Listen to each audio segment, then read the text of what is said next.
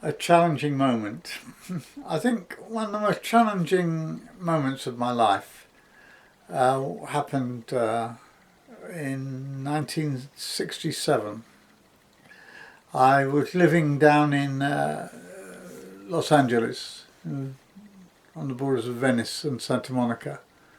I was living in this uh, building, sort of tenement building right on the beach, which had loads of rooms, single rooms, which were let out, and the rooms were, open to anyone who wanted to come past. Really, people just walked in and out of each other.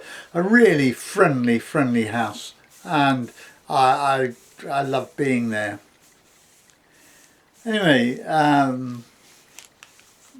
one night, all my friends come out and they said, "Come on, we're going down strip. You want to come down?" And I said, "Yeah, I'll be down later," because I was reading and I was trying to improve myself. I was reading a book on economic geography. Found it heavy going, and but I was on my own. I was attempting to plough with it, saying, "Oh, I ought to do something with my life rather than just spend my time wandering around up and down the boardwalk and swimming and lazing on the beach and going to parties." So I was laying on the bed, and when this young man walked in. He was in his 20s, slim, build, quite muscular. And he looked around the room. And I looked up at him. I mean, I was quite used to people coming in, and I realised that he just moved in. I heard there was a new tenant, and this must be him. So I said hi, and he nodded. And then he walked into the room.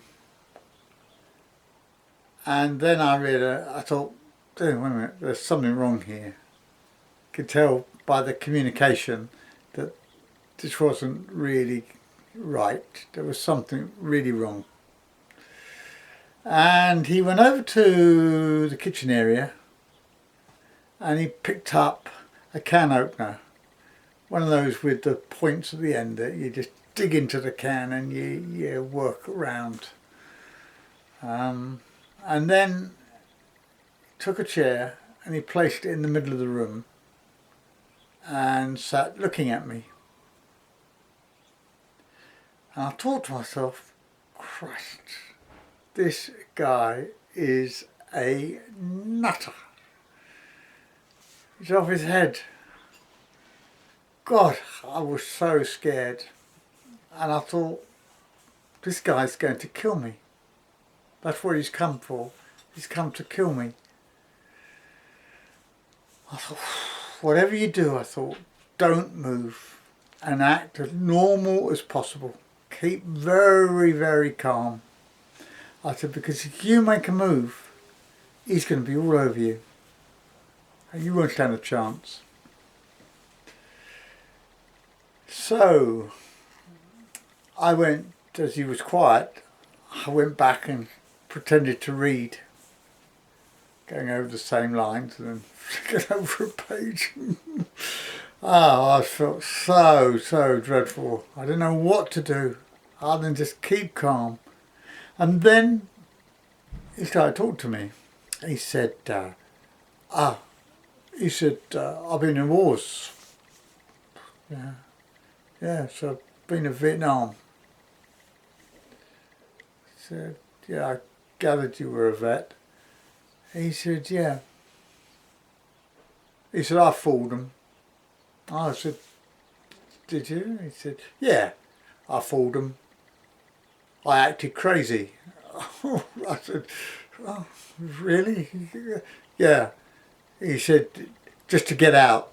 So I need to get out. So I just told him, I started acting, all just peculiar things. And they began to think I was crazy.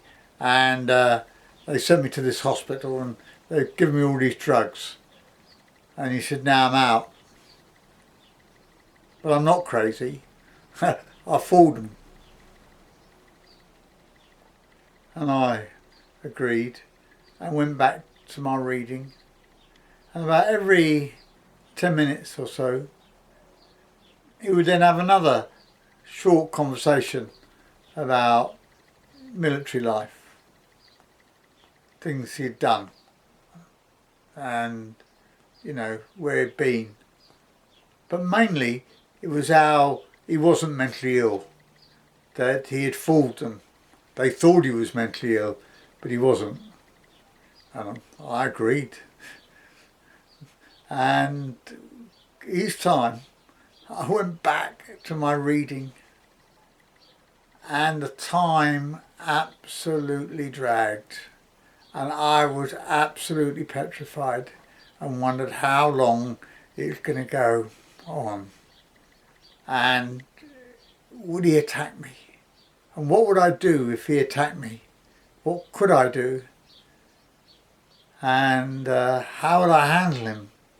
I mean, he was a soldier, a vet, got a weapon, and I thought, if I don't do anything,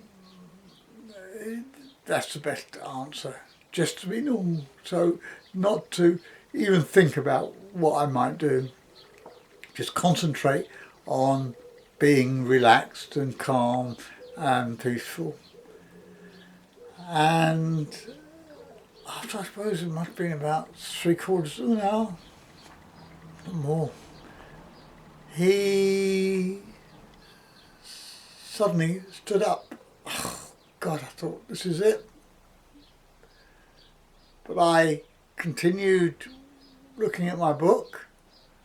I didn't look at him, kept my head down, and just watching his feet.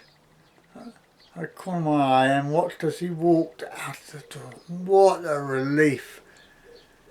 And he went down into, I guess, his room, and suddenly I heard an absolute crash, a commotion, and I ran downstairs and called the landlord.